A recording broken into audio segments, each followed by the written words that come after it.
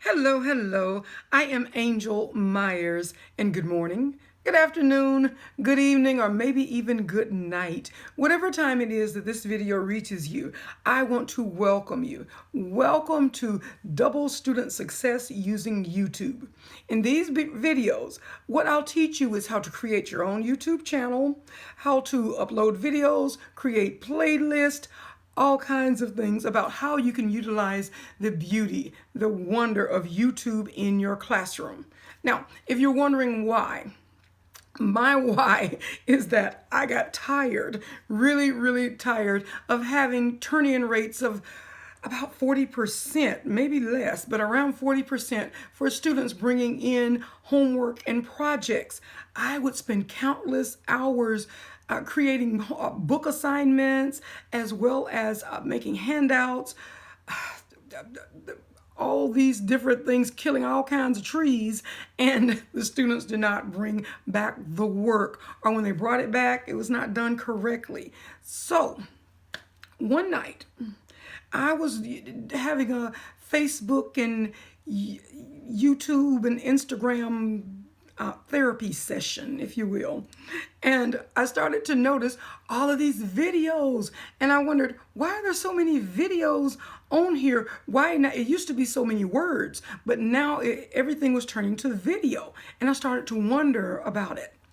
I went and researched.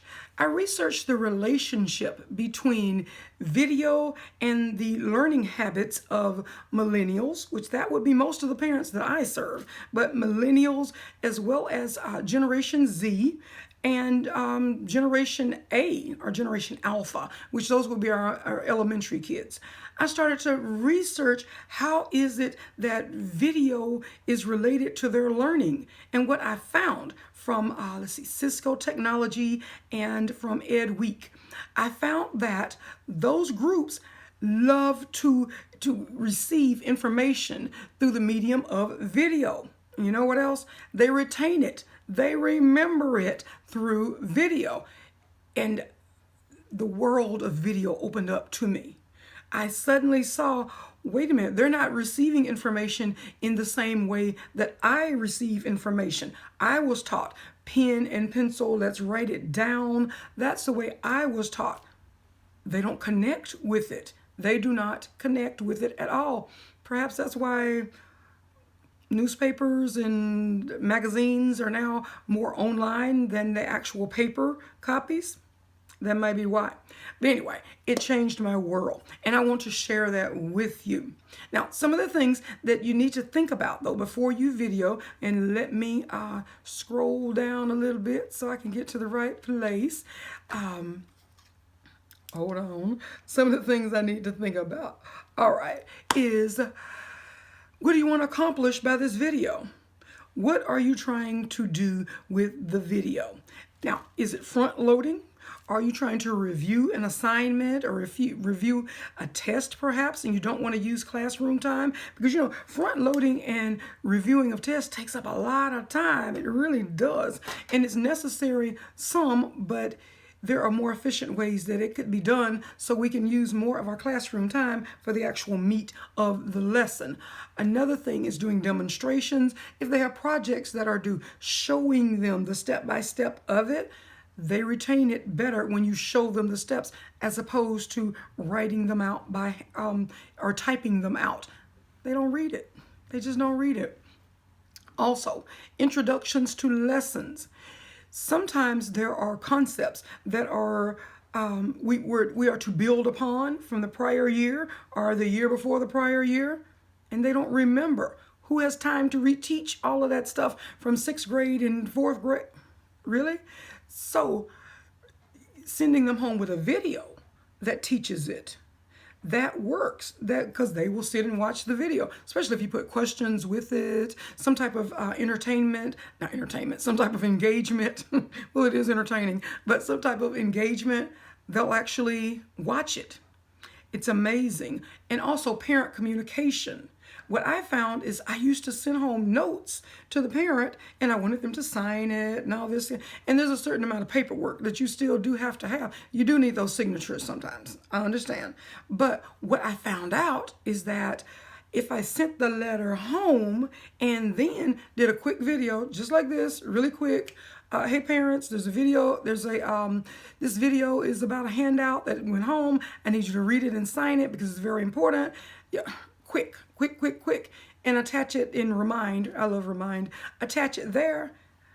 The parents actually clicked and watched the videos, and the work came back. They signed it, and it came back to me the next day. It's been amazing, okay? So think about whatever it is that you're trying to accomplish with these videos before you start the video. Another thing, think about what you're going to say. Now, I don't mean a script. I'm confident that we as teachers, every day we talk to parents, we talk to administrators, we talk to other teachers, we probably talk to students too. We talk to these people every day without a script. It's natural. Just talk to them. Tell them what it is that you want. Don't be camera shy. Specific and straight to the point works really well with video. Okay? And forgive me, I'm a little hoarse.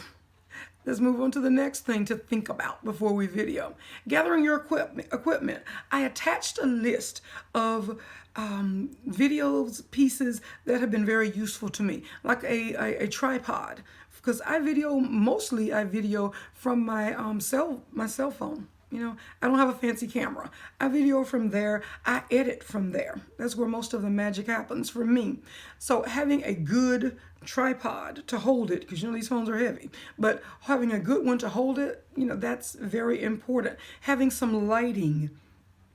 I'm not a professional with lighting, but like right now I have two lights, one at 11 o'clock and the other one at 1 o'clock.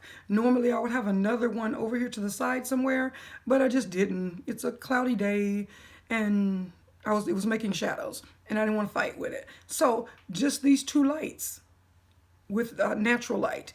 They make a big difference in how your video looks. You don't want to be shady. You want to, you want to look nice. Or if you don't have lights and it's a sunshiny day, stand with a window with the light facing you, so the light comes in and hits you.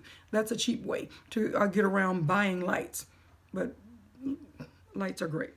All right, especially if you're videoing at home at night, like many of us will be doing.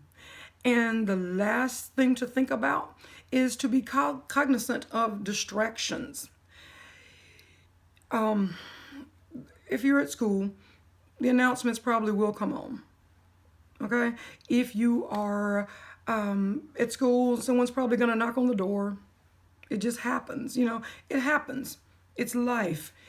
But if you're at home, someone may knock on the door. If you have children, they may run through the video. Don't panic. It does not have to be perfect. It doesn't have to be perfect. This is not a movie. It does not have to be perfect. Most people understand that we have children, we have grandchildren, we have nieces and nephews, spouses, all these type of people who live in the house with us. So most people are understanding, especially about children, or maybe your pet children being in the videos. Most people are very understanding. They don't understand bad children.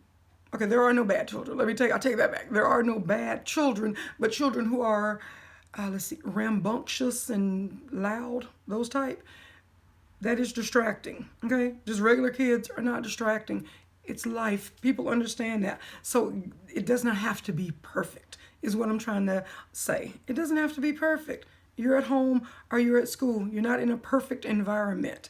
It just has to be clear where they understand what you're saying and where they can see you clearly and where they can understand. That's it. All right. So we begin. The next video will be about ways to quickly get your email address so that you can have a YouTube channel, because that's a requirement. All right. See you on the next video.